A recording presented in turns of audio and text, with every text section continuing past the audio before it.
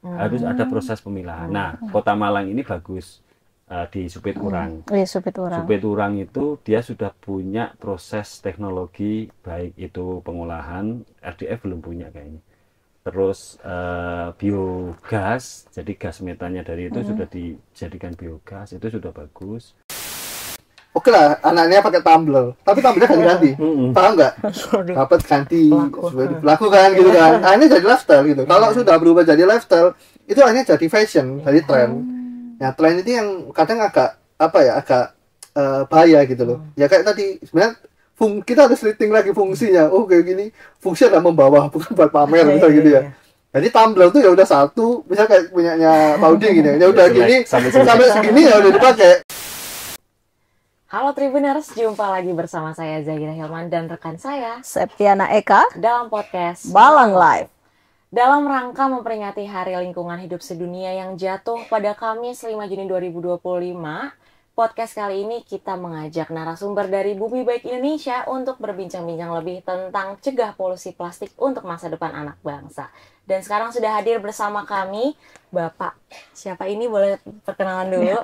Halo, saya Sarifudin Latif, biasanya dipanggil Udin, di Bumi Baik sebagai CEO dan juga di holding Cempaka Foundation sebagai ketua pengurus yayasan. Oke. Biasanya panggil Udin aja. Oh, Mas Pak Udin. Iya. Oke.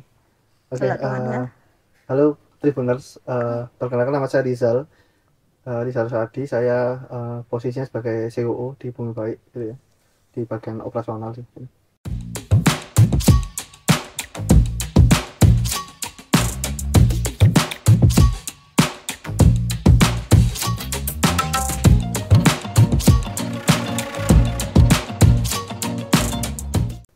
Oke, terima kasih Mas Udin dan Mas Rizal sudah hadir di studio Tribun Jatim Network Malang ini. Ya, terima kasih juga sudah undang kami. Oke. Oke. Langsung aja kita masuk ke pertanyaan pertama ya. Pertanyaan pertama bisa secara singkat, Bumi Baik Indonesia ini sebenarnya apa gitu? Jelaskan. Jadi Bumi Baik Indonesia ini satu entitas startup teknologi. Ya kita bisa menyebutnya di green tech karena memang teknologi yang kami kembangkan berbasis di platform aplikasi untuk memberikan edukasi kepada masyarakat secara umum tentang pentingnya menjaga lingkungan melalui pengurangan emisi karbon.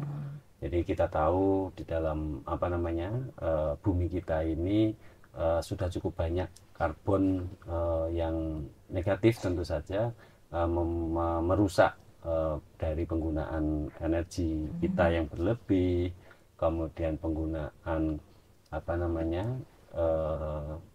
sampah-sampah, penghasil sampah karena sampah juga menghasilkan gas metan yang itu juga salah satu bentuk dari karbon, pencemaran kendaraan dan macam-macamnya sehingga menimbulkan pemanasan global. Nah, Bumi Baik ini hadir untuk mengedukasi dengan cara fitur kalkulator karbon.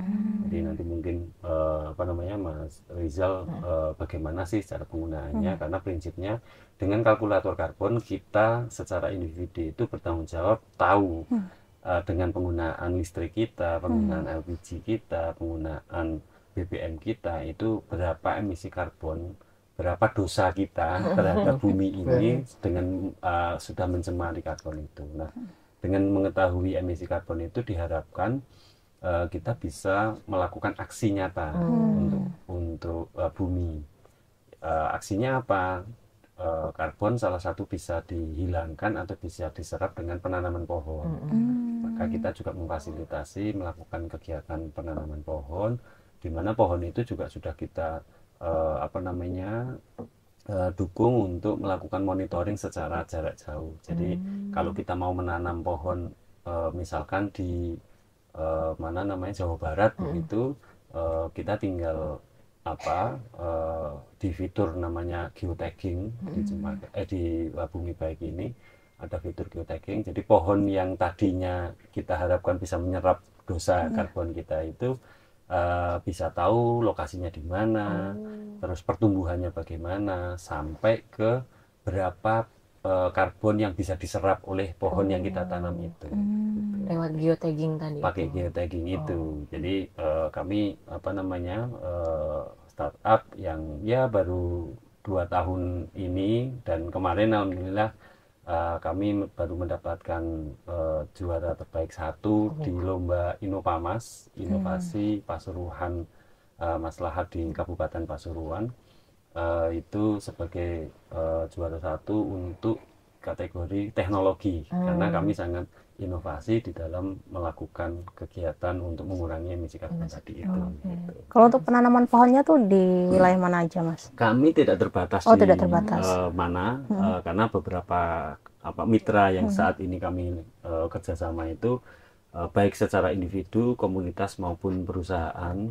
Yang paling banyak memang perusahaan-perusahaan.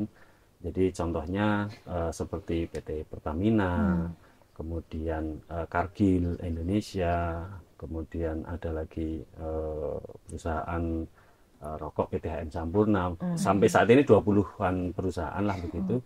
Ada yang menanam di Pasuruan, ada yang menanam di Batu, ada yang menanam di Majalengka, sampai Sumatera juga. Jakarta juga ada ya. Gitu. Jadi kita juga bebas, karena yang menentukan biasanya adalah mitra perusahaan. Dia mau menanam di mana, kita bantu lakukan penanaman, kita hitungkan karbonnya dari pohonnya itu, kita lakukan tagging juga gitu. Oke, nah besok ini kan Kamis 5 Juni 2025 kan diperingati Hari Lingkungan Hidup Sedunia ya Mas ya. Nah kegiatan apa sih yang akan dilakukan oleh Bumi Baik Indonesia? Ya, monggo Mas. Ya kalau tadi terkait dengan kegiatan gitu ya. Nah kita di sini kan Bumi Baik ini juga ada holding tadi ya, mungkin dijelasin tadi sama Pak Udin, bahwa ada juga di Cempaka Foundation gitu ya, yang mana itu juga part of dari konglomerasi kita gitu ya. Jadi di sini di Cempaka juga melakukan event ya terkait dengan beberapa sustainability event gitu ya, termasuk habis ini kan juga Idul Adha gitu ya. Jadi pasti akan ada kurban gitu. Tapi gimana kurban ini juga quote unquote adalah sustainable gitu, sustainability, ada greennya juga gitu kan. Misal kalau di partnya kita juga ada F&B gitu kan di hutan Cempaka, itu juga mengusung ya tema adalah sustainability juga. Jadi gimana pengurangan terkait dengan sampah-sampah plastik gitu ya gitu. Jadi kalau teman-teman mungkin ke sana minum di sana itu pasti udah pakai gelas gitu, misal gitu ya. Terus di sana pun ada instrumen-instrumen edukasi terkait dengan sampah gitu. Misal ada papan gitu ya, yang di sana ada edukasi ini sampah nih, beberapa jenis sampah, terus gimana cara berapa masa urainya itu berapa lama, itu udah ada di sana. Jadi ada di sana, jadi kayak ya sekalian juga wisata gitu kan. Terus ada edukasinya gitu terkait dengan beberapa sustainability yang mau kita blow up lah ke pengunjung gitu. Jadi besok itu saya tambahi besok dalam rangka hari kami memang menjadikan Hari Lingkungan Hidup Sedunia setiap tanggal 5 Juni ini bukan hanya sekedar momentum atau event saja, karena memang basicnya kami Cempaka Foundation dari tahun 2016 dan sebelumnya kami latar belakangnya memang aktivis lingkungan gitu. Jadi setiap hari kalau ada Earth Day, biasanya Hari Bumi, every day is Earth Day. Kalau ini sekarang adalah every day is Environmental Day gitu. Nah kebetulan besok adalah momentumnya Hari Raya Idul Raya Kurban. Kami ingin mengusung Green Kurban. Jadi besok itu kami di komunitas kami ada kurban juga gitu, yang kami juga bagi-bagikan. Dan ini setiap tahun, jadi besok pakai besek, pembagiannya gitu ya, pakai besek bambu ya, sama daun jati gitu, yang langsung kita berikan ke sana. Nah, momentum besok kita juga ada talk show dari teman-teman komunitas zona bening di Batu itu. Jadi mereka sudah mulai menerapkan kita kan sebetulnya banyak plastik kotak makan yang dari plastik yang sebetulnya itu bisa didaur ulang atau bisa di reuse gitu ya, digunakan kembali. Tapi kadang karena kita numpuk banyak gitu, nggak tahu ini mau dibawa kemana. Ini itu juga kita edukasi. Sekarang sudah banyak gerakan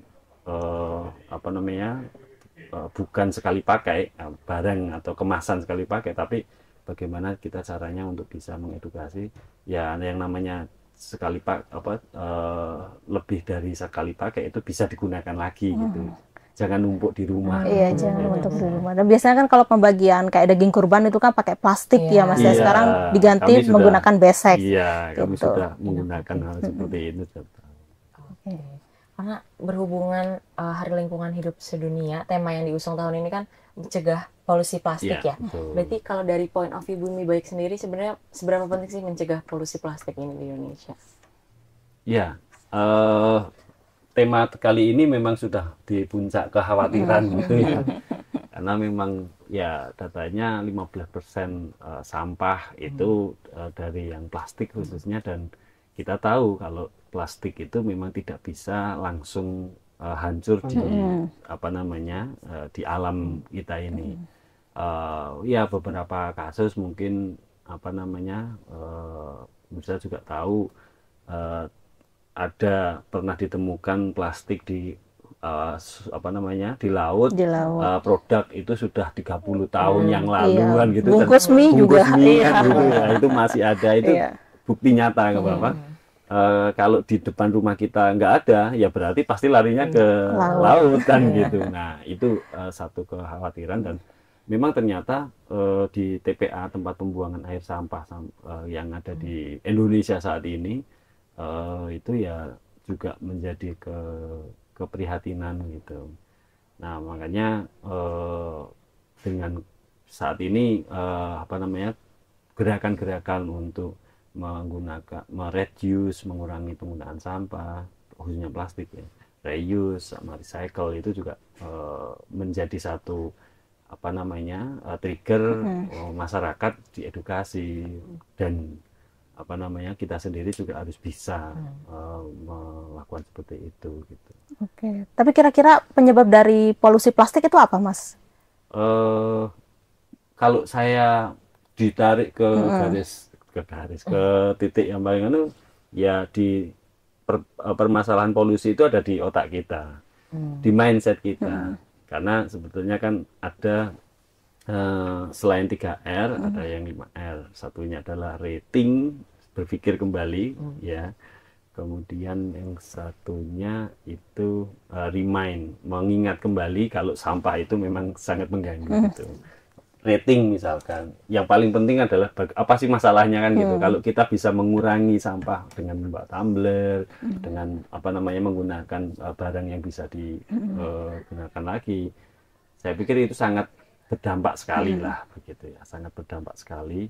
Di samping fasilitas untuk pengolahan limbahnya itu juga sangat penting gitu. Saat ini ya terjadi pertengkaran hebat di botol plastik ya, khususnya ya yang produk-produk air kemasan itu, yang satu non BPA, yang satu itu free BPA, yang satu mengandung BPA yang sekali, karena yang BPA itu kan sekali pakai gitu, galon-galon. Sekarang kan sudah banyak itu. Itu bagus, itu sangat bagus sekali, asalkan didorong dengan adanya proses recycle-nya difasilitasi oleh perusahaan atau oleh pemerintah gitu. Jadi ya semua pihak harus menggunakan hal yang seperti itu. Saya sendiri menggunakan galon yang kali pakai itu, tapi kemudian saya kerjasama dengan bank sampah. Jadi plastik yang saya kumpulkan, hasilkan itu ya saya serahkan ke bank sampah yang kebetulan di daerah rumah saya di Pandaan sana juga ada gitu. Dan nanti diolah lagi ya Mas ya. Harusnya ada kanal yang diolah lagi. Menjadi hal yang bermanfaat gitu. Betul. Ya Mas ya. Memang kita tidak bisa mengurangi 100% penggunaan plastik, memang tidak bisa gitu. Kita mau kembali ke zaman batu atau itu memang tidak bisa kan. Tapi bertanggung jawab kan gitu. Minimal kita bertanggung jawab. Oke, bertanggung jawab untuk alam sekitar kita. Betul. Kalau kita baca data dari Kementerian Lingkungan Hidup dan Kehutanan yang nunjukin bahwa Indonesia ini kan menghasilkan sekitar 64 juta ton sampah per tahun yang tadi udah disebutin juga 15% diantaranya adalah sampah plastik. Nah, kalau dari Bumi Baik sendiri sebenarnya ada nggak ajakan-ajakan contoh nyata untuk mencegah polusi plastik di lingkungan sekitar? Oke, kalau di lingkungan sekitar kan kita selain platform kita bergerak dengan teknologi ya. Jadi salah satu di apps kita kan juga ada news gitu ya, news update terkait dengan isu-isu lingkungan gitu. Nah kita sudah juga dorong gitu bahwa ya tadi part rating memikirkan ulang itu kan juga kita akselerasi dengan memberikan edukasi gitu ya. Nah salah satunya mungkin kayak tadi plastik, kita juga edukasi bahwa kalau plastik tuh bukan ekologi alam aja yang akan hancur, tapi kan juga bocor di laut.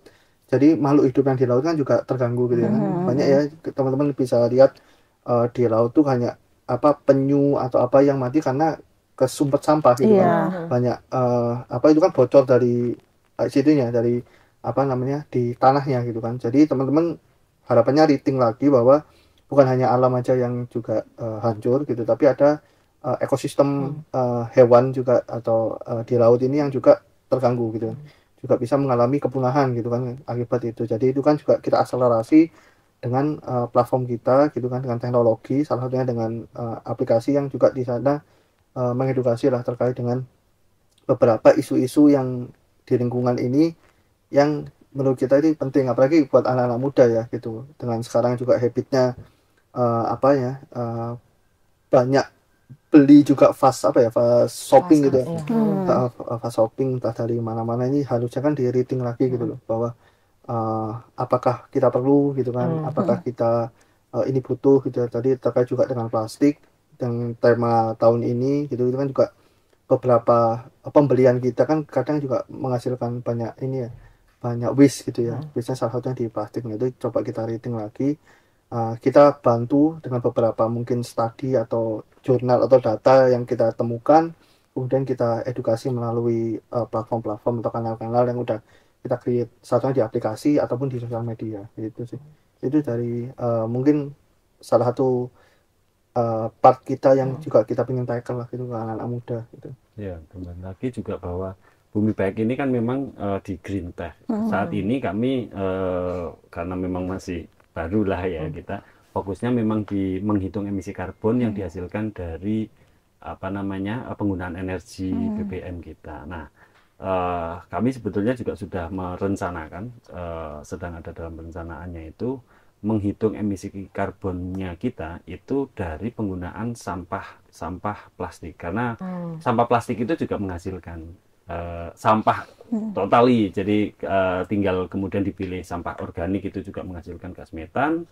Sampah plastik ini juga menghasilkan bekas atau juga mungkin dalam produksinya itu biasanya ada hitungannya berapa karbon yang dihasilkan untuk menghasilkan satu botol plastik misalkan itu. Nah, itu kami akan mengembangkan ke sana sehingga sekali lagi diedukasi, kepingin ada tanggung jawab gitu. Jadi tinggal memasukkan berapa sih sampahnya yang dihasilkan kan gitu, sehingga tahu. Itu sudah direncanakan apa masih direalisasikan? Rencana. Jadi, ya. Kira-kira kapan, Mas? Nah, kalau kalkulator karbonnya sih udah ready. Kalkulator karbonnya kita di tag itu sudah bisa diakses mungkin di website atau di aplikasi. Kalkulator karbon ini sebenarnya membantu dari menghitung kan sebenarnya. Kenapa kok kita menggunakan 3 instrumen awal ya, BBM, listrik dan gas gitu kan? Karena itu keseharian kita gitu kan. Jadi kita pengen edukasi lebih cepat gitu ya. Makanya kalau 3 ini kan kita mikirkan nggak lama ya, karena ini everyday itu kita lakuin gitu. Jadi kalkulator karbon ini seperti diagnosa, kalau mungkin Tribuners ini adalah sering MCU ya, medical check up. Gula darah kan pakai ini ya, pakai darah sampling, tapi udah tahu berapa asam urat ini segala macam. Nah, kita juga sama, kita sampling pakai 3 data tadi sementara ya, karena ini menurut kita paling cepat, dan untuk ngisinya pun nggak butuh 1 menit. Kita sudah tes di beberapa user kita kemarin di pameran juga, itu nggak sampai, mereka ngisi nggak sampai 30 detik karena udah kepikiran BBM 1 bulan 100.000, ini 200, itu udah kebayang gitu. Nah, tinggal nanti part of yang tadi waste kita tambahan, karena itu pasti butuh analisa atau data. Oh ya, aku berapa ya, ini butuh waktu kan gitu. Jadi kenapa kita 3 ini dulu, karena ini nggak butuh waktu lama. kemudian kita calculate, itu kita udah pakai teknologi artificial intelligence gitu. Kita bareng sama OpenAI waktu itu, kita create yang by OpenAI. Jadi tinggal dianalisa kayak gula darah, langsung nggak sampai 10 detik udah keluar tuh resultnya. Oh ini berapa, gimana cara menggunakan. Mungkin tuh boleh bilang nyoba ya di bumibaik.com, di kalkulator. Ngisi aja itu gratis kok. Ngisi aja, calculate, itu udah keluar. Itu bisa di print. Gitu. Jadi kayak apa namanya? Diagnosa dokter. Memang kita samplingnya belajarnya emang dari kedokteran gitu ya. Gimana mereka menganalisa gula darah. Kan gula darah kita langsung ke print kayak ini ya. Kita juga sama kayak gitu. Jadi nge-print dari karbon listrik sekian, dari karbon ini total sekian, terus kita ngasih cara ini kalau dengan total sekian kilo atau ton, berapa sih pohonnya harus aku tanam selama setahun. Itu udah ada 30 pohon. Terus di bawahnya ada tips untuk mengurangi emisi karbon gitu kan. Dengan ini. Nah, itu sudah kita adaptasi menggunakan teknologi itu dengan artificial intelligence, kita embed di situ. Jadi masalah edukasinya juga udah kita ingin tackle gitu. Terus kemudian kan kalau goalsnya kita juga salah satunya adalah dari kegiatan ini khususnya di plastik gitu kan, kita bisa juga melakukan edukasi ke mungkin pemerintahan atau mungkin ke pemangku kebijakan supaya mungkin tribuners atau mbak-mbak di sini juga pernah ke DKI kan, Jakarta. Kalau ke minimarket nggak ada plastik. Nah itu kan karena diprovok ada satu trigger regulasi dari beberapa yang mungkin ngasih masukan lah terkait dengan how to mengurangi sampah gitu. Nah ini kan harapannya hal-hal positif seperti itu kan bisa diadapt di semua daerah lah. Misal di Jawa dulu lah gitu. Jadi kebijakan-kebijakan yang menurut kita baik gitu kan harapannya bisa diaplikasikan gitu. Jadi itu sih mungkin ya kalau terkait yang. Jadi kalau mungkin tribuners di Jakarta ya, yang mungkin belum ke sana gitu ya. Jadi di sana tuh kalau ke minimarket nggak bawa kresek, kalau nggak bawa tas sendiri, tidak menyediakan gitu kan. Jadi bawa di tangan gitu kan gitu. Ya gitu. Tapi gak hanya di Jakarta aja, tapi kayak di pada toko-toko baju juga. Oh iya, ada gitu ya. Nah, kan itu udah regulasi yang menurut kita bagus. Dan itu pasti itu kan ada satu pemicunya lah dari mungkin nggak tahu dari aktivis atau apa yang melakukan audiensi atau masukan lah ke, dan mereka open untuk melakukan itu karena untuk sustainability, kebaikan bersama. Oke, tapi Bumi Baik ini pernah melakukan kerjasama dengan pemerintah nggak, Mas, untuk mencegah polusi plastik atau mengurangi sampah plastik itu sendiri? Kalau dari Bumi Baiknya, memang belum fokus hanya ke sampah plastiknya. Tetapi sebagai dunia kami di Cempaka Foundation, kami dari tahun 2021 itu ada kegiatan atau aktivitas program untuk pendampingan di masyarakat di sebuah desa di kawasan Pandaan, dan ada juga dukungan dari pemerintah. Ada kelompok swadaya masyarakat dan bank sampah yang memang kita dorong untuk bisa mengelola sampah berbasis masyarakat itu. Mereka mulai dari rumah tangga, jadi melakukan pemilahan sampah itu yang paling penting. Jadi program itu sendiri ujungnya adalah nanti pada pemanfaatan kembali sampah, baik itu yang organik maupun yang anorganik. Jadi kalau organik ada yang dijadikan sebagai kompos, pupuk kompos, ada yang dijadikan sebagai bahan makan maggot untuk BSF ya, Black Soldier Flies itu bisa dikasihkan ke ternak gitu. Dan yang anorganik tentu saja perlu ada pemilahan karena saat ini di rata-rata di desa itu masih prosesnya adalah di pemilahannya saja, belum ada yang proses benar-benar akhirnya jadi. Kami punya satu kawan di desa Randu itu, Pandaan, Pasuruan itu, dia kemarin juga ikut inovasi juara 1. Dia desa itu mengolah semua sampah yang ada di TPS-nya itu dengan teknologi RDF, refusing saya lupa kepanjangannya. Intinya adalah sampah yang ada di TPS itu diolah, dipres, kemudian dijadikan, nanti hasil akhirnya adalah bahan bakar non batu bara untuk industri dan sudah ada kontrak dengan beberapa perusahaan. Jadi bahan bakarnya di industri itu sudah menggunakan sampah yang diolah dengan teknologi RDF itu tadi, sehingga benar-benar zero waste di desa itu. Nah, harapan kita teknologi yang seperti itu bisa didukung dari pemerintah gitu, karena itu memang kalau bahasanya kepala desanya itu Cak Fuad itu teknologi sapu jagat gitu. Jadi semua sampah yang ada di TPS itu diproses, bukan dibakar gitu ya, diproses, dimampatkan, biomasnya itu diambil, diserap, sehingga ya sisa tinggal kayak biomasnya sampah itu kering, benar-benar kering gitu loh. Jadi udah nggak bau, udah nggak itu udah dijadikan bahan bakar itu. Bahan bakar. Sementara yang lainnya ada mulai dari bank sampah, memilah, ada yang teknologinya itu dicacah, akhirnya jadi biji plastik kayak gitu-gitu. Ada juga. Tapi menurut mas-masnya ini ya, apa sih yang harus dilakukan pemerintah gitu untuk mencegah polusi plastik atau mengurangi sampah plastik di Indonesia gitu?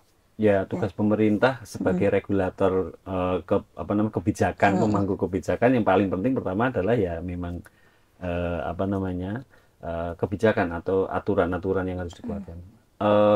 Tahun ini ya, yang menteri LH-nya baru, Menteri Pak Faisal itu dia punya gebrakan yang terbaru, yaitu mulai tahun 2026 ini TPA, tempat pembuangan akhir sampah yang open dumping.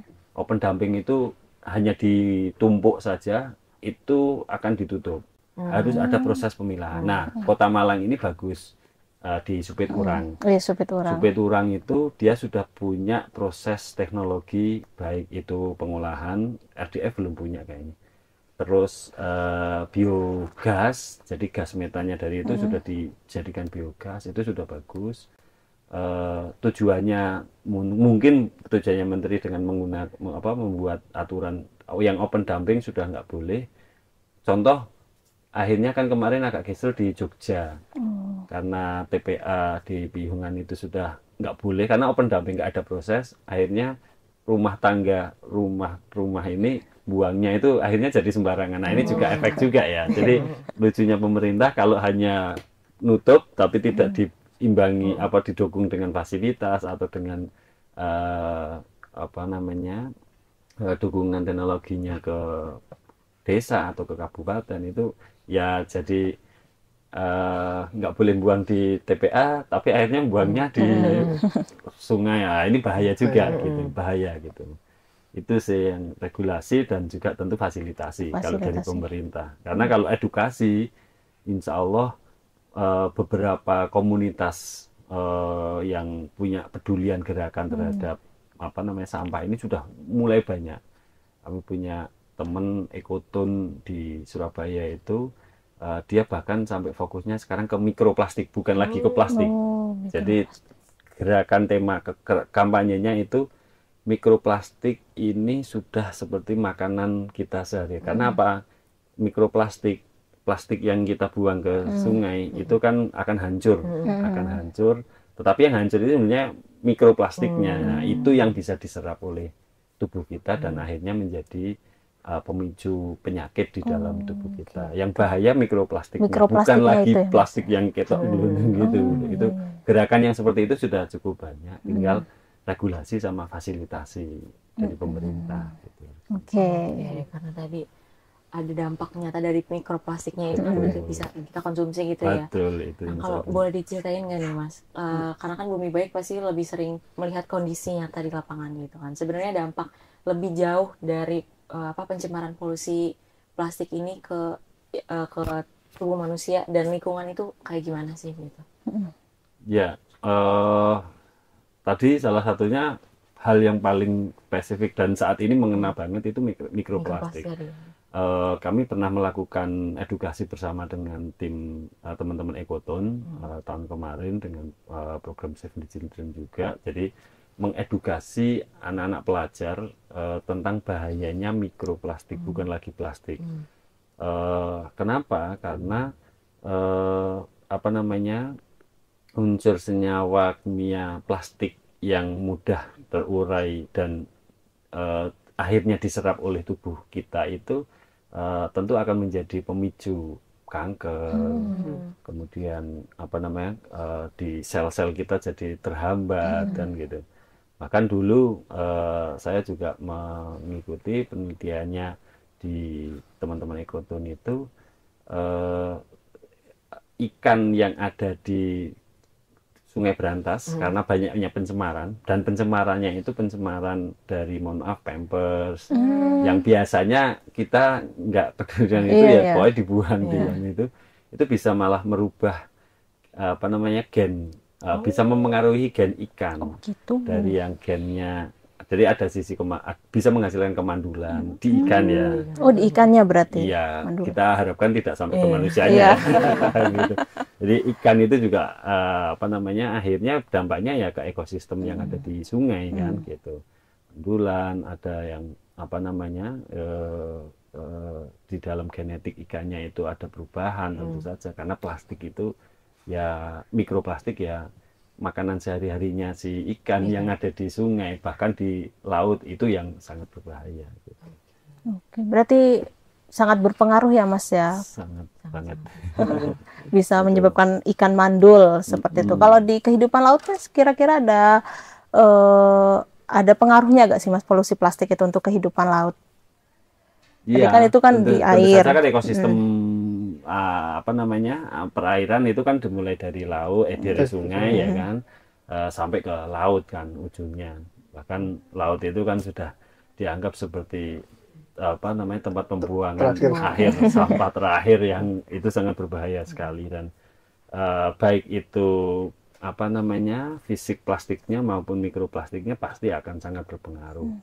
Ya bayangin seperti hewan-hewan yang ada di laut, apa namanya, penyu yang makannya plastik, makannya ubur-ubur, dianggapnya ubur-ubur itu kayak apa, plastik di laut itu dianggapnya seperti ubur-ubur, dia tidak bisa mencerna plastik itu yang dikiranya ubur-ubur tadi, ya akhirnya kan berbahaya juga gitu. Akhirnya ya terjadi kepunahan.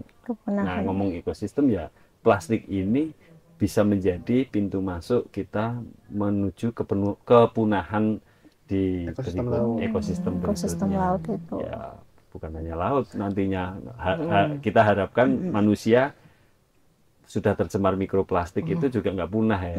Harapannya begitu. Tapi ya kalau tidak dihentikan, semakin banyak mikroplastik yang kita konsumsi, ya apa namanya, kita menuju kepunahan juga nanti akhirnya. Berarti kita harus stop membuang sampah sembarangan ke sungai ya Mas ya. Karena sungai itu kan nanti alirannya ke laut. Ini kalau boleh sedikit cerita ya Mas, kan tahun lalu itu saya ikut KKN.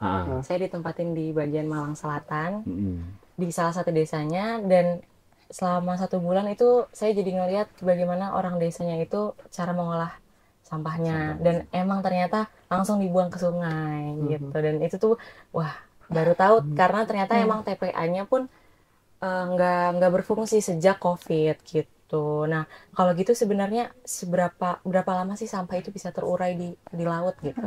Iya. Tergantung dari jenisnya ya. Yang pasti yang paling tinggi apa namanya, jenis-jenis kaleng-kaleng yang paling bukan plastik ya. Itu pasti nggak bisa hancur karena kan secara apa namanya, secara unsur kimiawi materialnya itu kan tidak bisa. Kalau plastik yang paling tinggi apa namanya, yang paling lama begitu, jenis plastik itu kan ada HDPE, ada PET, jenisnya polyethylene apa high density polyethylene. Jadi itu tergantung dari jenis plastiknya. Bisa ada yang sampai 500 tahun menurut penelitian, karena saya belum berumur segitu. Saya belum membuktikan sendiri kan gitu. Menurut penelitian ada yang sampai 500 tahun, bahkan seperti apa namanya, styrofoam. Styrofoam itu juga ada yang menyebut tidak bisa terurai di alam karena dia memang bahan karbonnya cukup tinggi, walaupun sebenarnya aslinya bahan bakunya itu kan plastik kecil gitu ya. Tapi karena dia diproduksi dengan dipres tekanan tinggi sehingga jadilah styrofoam yang buat kita makan apa itu kalau plastiknya itu mencemari di sungai ya memang tidak bisa hancur secara alami dan akhirnya kan mesti gampang patah itu hancur kan gitu. Nah itu yang membahayakan buat sebagai mikroplastiknya itu yang lebih berbahaya. Dia akan hilang, bener akan hilang, tetapi mikroplastiknya nggak akan hilang. Dimakan hewan lah atau dimakan kita lah. Plastiknya mungkin hilang, tapi mikroplastiknya itu yang tidak akan hilang ya Mas ya. Oke, tapi tindakan yang harus kita lakukan gitu Mas untuk mengurangi sampah plastik itu apa? Nah, kembali lagi edukasi sih sebenarnya dimulai dari rumah ya gitu. Dimana intinya sih kalau di rethinking itu adalah memilah sebenarnya. Memilah itu ya mana yang sampah B3, mana yang sampah plastik, sampah plastik, ada sampah kering gitu ya. Karena ini fun fact aja, mungkin Tribuners juga udah pada tahu bahwa kita itu masih impor sampah gitu. Karena kualitas sampah di kita kan jelek. Jelek itu karena apa? Kita nggak memilah gitu. Misal kita udah punya plastik nih yang oke nih, kecampur B3, udah nggak jadi nih. Nggak bisa di use, padahal demand-nya ada. Yang nyari plastik itu ada. Kayak di perusahaan-perusahaan mungkin yang FMCG, pengolahan FMCG, itu udah nyari plastik tapi harus berkualitas. Nah, makanya kenapa kita impor sampah? Karena di luar itu sampahnya berkualitas. Jangan di sana memilah. Berkualitas. Kita aja masih impor gitu loh. Jadi kita itu nggak kurang-kurang kalau sampah gitu kan. Kenapa impor gitu kan? Ya karena kualitasnya kita jelek. Ya kualitas jelek karena apa? Kita tidak memilah. Jadi misal ada sampah plastik botol gitu ya, kecampur nih sama B3 nih, itu sudah nilainya kurang, value-nya udah turun. Nah ini kan yang jadi problem kan di sekarang. Jadi kalau di rumah misal sudah bisa memilah, terus kita sudah bisa create demand, sampahnya udah bagus jadi pilah-pilahan, ya kita nggak perlu impor gitu. Itu kan akhirnya ke ekonomi ya. Jadi akhirnya misal nih ada budget buat pendidikan, mereka buat impor sampah gitu kan. Jadi bisa digunain yang lain gitu daripada impor sampah. Kita sampah juga banyak gitu ya. Alangkah baiknya itu mulai kita rating gitu loh. Bahwa efeknya sampai ke situ, ujung-ujungnya bisa sampai ke penjualan negara, APBD negara gitu ya. Beli sampah gitu kan. Dan misal kalau kita sampahnya udah bagus, dimulai dari rumah, budget ini bisa dialokasikan buat yang lain. Misal untuk pendidikan, ya buat makan gitu kan, ya gitu-gitu kan gitu. Jadi banyak lah. Jadi mungkin Tribuners bisa dari sini ke open lah gitu. Oh iya, ternyata ujung-ujungnya bisa kayak gitu ya. Jadi kalau kita ternyata dengan tindakan kecil dengan memilah itu efeknya itu bisa sampai ke penghematan APBD misal gitu kan. Jadi kita nggak perlu impor sampah, dana APBD yang bisa digunakan untuk yang lebih penting, bisa ke pendidikan atau ke peningkatan sosial gitu-gitu bisa digunakan itu. Ya, berarti dimulai dari dalam rumah ya Mas, dengan memilih komunitas sampah. Paling kecil. Iya. Oke. Kalau dari dalam rumah pemilahan sampah, kalau dari pemerintah kan tadi Masnya juga udah bilang udah ada kebijakan penggunaan tas. Karena saya juga tinggal di Jakarta dan udah merasakan ke Alfamart aja nggak dikasih gitu kan. Nah sebenarnya kan penggantinya adalah tas, tapi kalau itu kan jadinya yang numpuk tas di rumah kan banyaknya. Jadi sebenarnya itu efektif nggak sih penggunaan penggantian tas itu? Penggunaan tas sih lebih efektif ya daripada kita sampaikan better itu kan gitu. Tapi pasti ya jangan jadi lifestyle itu ya lifestyle ya. Jadi kayak tiap bulan ganti. Ini juga tren nih. Ini mungkin Genji relate ya. Kalau di Jakarta itu oke lah, anaknya pakai tumbler, tapi tumblernya ganti-ganti. Paham nggak? Dapat ganti, dilakukan gitu kan. Ini jadi lifestyle gitu. Kalau sudah berubah jadi lifestyle, itu hanya jadi fashion, jadi tren. Nah, tren itu yang kadang agak bahaya gitu loh. Ya kayak tadi sebenarnya kita harus rating lagi fungsinya. Oh kayak gini, fungsi adalah membawa, bukan buat pamer misal gitu ya. Jadi tumbler tuh ya udah satu, misal kayak punyanya Paudi gini, ya udah gini sampai segini ya udah dipakai. Tapi kalau aku lihat mungkin lifestyle yang mungkin di ibu kota atau di kota besar gitu, tumbler tuh 2 minggu ganti. Jadi ya sama beli juga gitu loh. Jadi buat apa ya? Ini buat ya buat apa ya?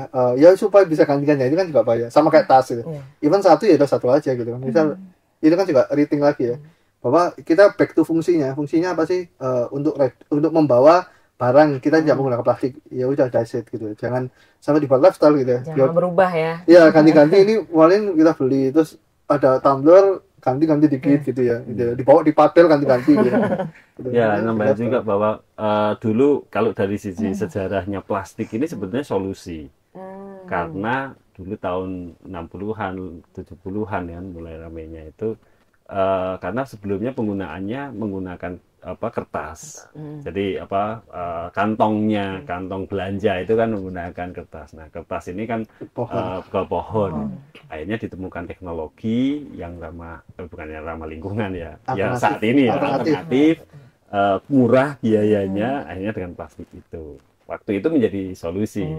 Sampai hari ini menjadi masalah kan gitu. Nah, jangan sampai tas itu tadi yang pengganti alternatifnya yang tidak sekali pakai itu akan menjadi masalah di kemudian hari. Saat ini mungkin jadi solusi kan gitu. Makanya kembali lagi sebetulnya adalah ke pikiran kita. Masalahnya bukan reduce, tapi rating itu tadi. Berpikir kembali, perlukah kita menggunakan barang ini? Apa dampaknya? Karena ya nggak ada filter lain selain kita sendiri yang menggunakan itu gitu. Apapun kebijakannya, apapun teknologinya, tapi kalau thinkingnya kita itu mindsetnya belum berubah untuk ramah lingkungan, untuk mengurangi itu ya nggak akan bisa. Kuncinya di edukasi. Edukasi ya. Jadi ya ada yang ya ini statement yang benar ya. All problem sebenarnya masalahnya dari edukasi sebenarnya ya, dari apapun ya, masalah ini tadi sampah, ekonomi segala macam itu pasti dari education, mindset tadi kan dari education. Jadi sih yang harus ditekani juga bahwa pendidikan, khususnya pendidikan terkait dengan isu-isu yang reusable ini itu ya kita tingkatin lah educationnya. Ya, itu kan salah satunya di kita kan juga misinya Bumi Baik kan mengedukasi kan, selain jadi platform juga mengedukasi. Itu sih tadi yang poin pentingnya ada di education. Di edukasi ya Mas ya. Nah, saya itu sering lihat orang minum air di botol plastik berkali-kali. Kira-kira tuh minum air di botol plastik berkali-kali tuh kira-kira aman gak sih untuk kesehatan kita? Dan batas waktu penggunaan tuh berapa lama kira-kira? Kalau kesehatan jelas tidak aman, tapi jangan disalahartikan. Kan saya berpikir kembali untuk bisa reusable itu tadi.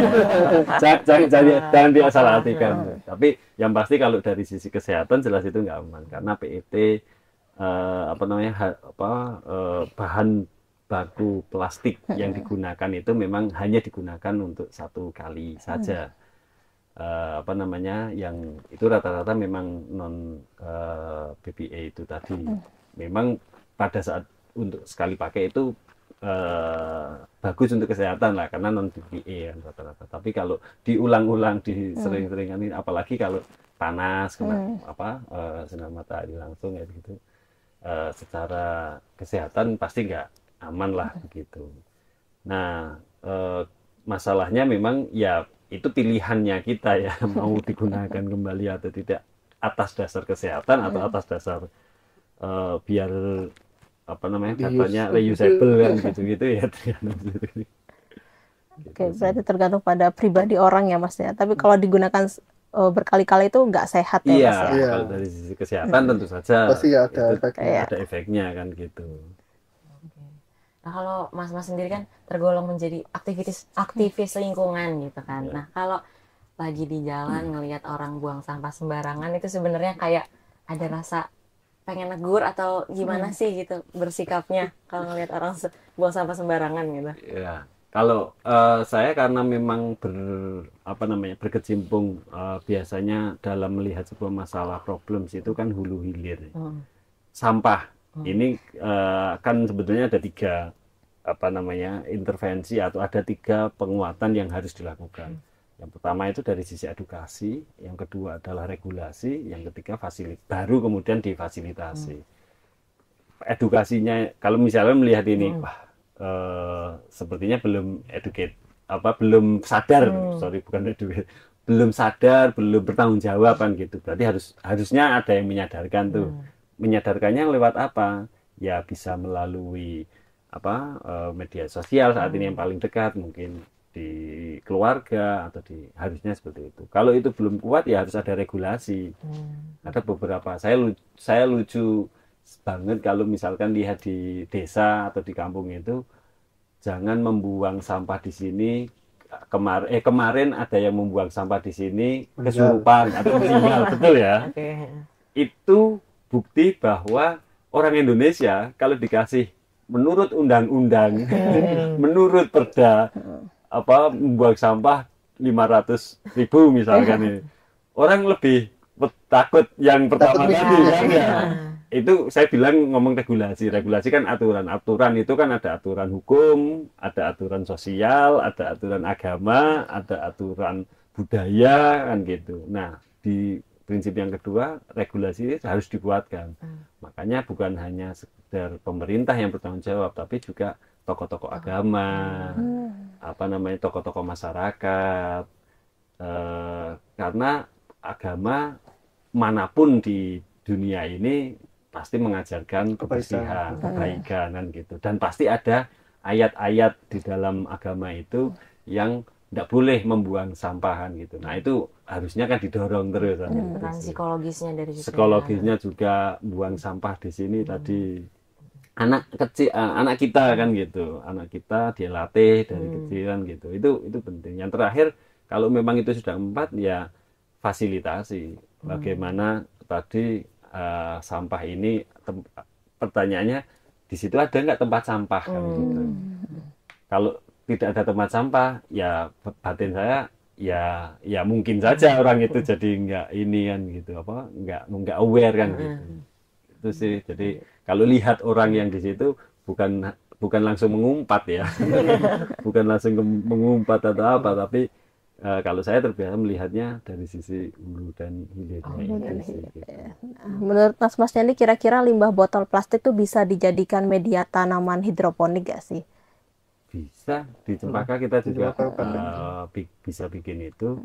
Tapi konsep hidroponiknya juga bukan berbeda, modelnya lah ya. Karena kan model hidroponik itu kan pertanian yang berbasis dari media tanamnya adalah air, tetap butuh butuh pupuk kan gitu. Skala kecil seperti galon 15 liter itu mungkin bisa, skala kecil lagi yang botol 600 atau 100 1 liter itu. Ya, itu salah satu bentuk reuse ya, recycle itu kan meningkatkan nilai guna dari barang itu, recycle itu bisa. Atau yang lain bikin biasanya eco-brick ya kan, kerajinan gitu. Betul. Oke. Nah, udah pertanyaan terakhir untuk memberikan informasi ke Tribuners, sebenarnya gimana sih cara mengolah sampah yang baik dengan metode tadi 3R, reduce, reuse, recycle, simpelnya gitu. Kalau yang tadi sih ya itu tadi memilah ya, terkait edukasi. Jadi gimana kita memilah gitu, karena ya harapannya Tribuners juga bisa berpikir panjang ya gitu, bahwa dari satu langkah kecil ini kalau kita sudah tahu nih ternyata efeknya tuh bisa panjang gitu ya, pasti kita akan rethinking lagi gitu ya, terkait dengan beberapa part gitu ya, di sampah misal gitu tadi ya. Jadi harapannya dari sana Tribuners bisa mikir nih, kalau ternyata kalau saya tidak memilah tuh efeknya bisa sampai KBPN yang paling ujung gitu. Tadi mention dari Pak Udin juga bilang kan hulu hilir gitu. Jadi kita tahu hilirnya tuh apa. Misal kalau kita buang sampah sembarangan gitu, ujung-ujungnya kemana? Ke laut gitu ya. Apa sih di laut? Ada kematian populasi laut, ada macam-macam mikroplastik, sama itu untuk kesehatan. Jadi kalau kita udah tahu N-nya gitu ya, pasti kita akan berpikir ulang nih buat tadi juga sama terkait dengan menegur gitu ya. Harapannya ketika ada orang mungkin melakukan kesalahan, kita harus rating juga, jangan jadi polisi sosial gitu ya, ini salah nih gitu kan. Tapi kita harus mikir, kalau kita will educate ya gitu, oke, ini orang nih kenapa sih kok bisa buang sembarangan, pasti ini ada yang salah di hulu hilirnya. Misal edukasi nih, berarti gimana ya caranya supaya orang-orang itu supaya ya itu tadi kita nggak langsung dari polisi ini, pasti ini ada why-nya kan, pasti ada why-nya, tapi oke, aku akan bikin orang tereduket dengan aku bikin platform misal gitu kan, itu lebih baik kan daripada jadi polisi sosial gitu. Jadi kayak gitu sih yang harus kita pikirkan gimana caranya, yaitu kalau aku sih ke rating tadi, education gitu. Jadi supaya kita tahu, kita cari ujungnya apa efeknya, jadi supaya kita itu untuk melakukan ini kita berpikir ulang gitu. Singkatnya itu. Oke, nanti dari Mas Udin mau menambahkan? Ya, pengolahan itu kan sudah cara terakhir, karena yang pertama reduce kan, mengurangi kan gitu. Reuse berarti kan dipakai kembali, recycle meningkatkan nilai guna dari, berarti kan kalau ngomong pengolahan ya itu adalah opsi terakhir kalau memang tidak bisa kita tidak menggunakan barang tersebut. Harus dimulai dari reduce atau rethinkingnya, perlu nggak sih kita barang itu. Kalau pertanyaannya adalah bagaimana untuk pengolahan, ya saya pikir kalau memang tidak bisa dilakukan sendiri, saat ini insya Allah banyak sekali kok gerakan-gerakan, komunitas-komunitas atau bank sampah di desa. Saya kurang tahu kalau di Malang ini gerakan untuk membuat bank sampah juga cukup besar gitu, komunitas-komunitas untuk mengolah. Minimal kalau nggak bisa mengolah ya memilah kan, gitu. Minimal itu. Jadi kalau nggak bisa memilah ya nggak usah nggak usah pakai kan gitu. Jadi banyak pilihan sebelum ke pengolahan itu ya dipilah. Kalau dipilah apa yang bisa kita lakukan ya kita serahkan ke bank sampah, atau memang langsung ke, biasanya ada pengepul-pengepul. Saya tertarik dengan bukan gerakan, dulu kan sebelum ada bank sampah itu kan ada, sampai sekarang sih ya, orang yang mengganti sampah rombengan itu loh, apa ya bahasanya, pemulung. Bukan pemulung, rombengan yang naik sepeda motor atau apa, itu kan sebetulnya kan ujung tombak kita untuk mengambil sampah yang ada kayak nilainya. ada gelas gitu, ngambil gelas plastik kan, kayak gitu. Jadi mungkin diberikan ke sana atau dikeluarkan gitu. Yang penting kita tanggung jawab dengan sampah yang kita hasilkan. Kita kalau bisa itu memilah, kalau lebih bisa lagi mengolah kan gitu. Tapi kalau nggak bisa mengolah ya kita harus mulai dari memilah dulu. Berarti harus dari dalam diri kita sendiri dulu ya Mas, betul, ya. Gitu sih. Oke, baik Mas Udin. Mas Rizal, ini sudah 30 menit lebih kita berbincang tentang cegah polusi plastik untuk memperingati Hari Lingkungan Hidup Sedunia ya Zahira ya. Oke Tribuners, sampai di sini dulu perjumpaan saya kali ini. Saya Septiana Eka dan rekan saya Zahira Hilman serta Mas Udin dan Mas Rizal. Pamit undur diri dan sampai jumpa kembali lagi dalam podcast Malang Live episode berikutnya. Dadah. Download Tribun X sekarang. Menghadirkan lokal menjadi Indonesia.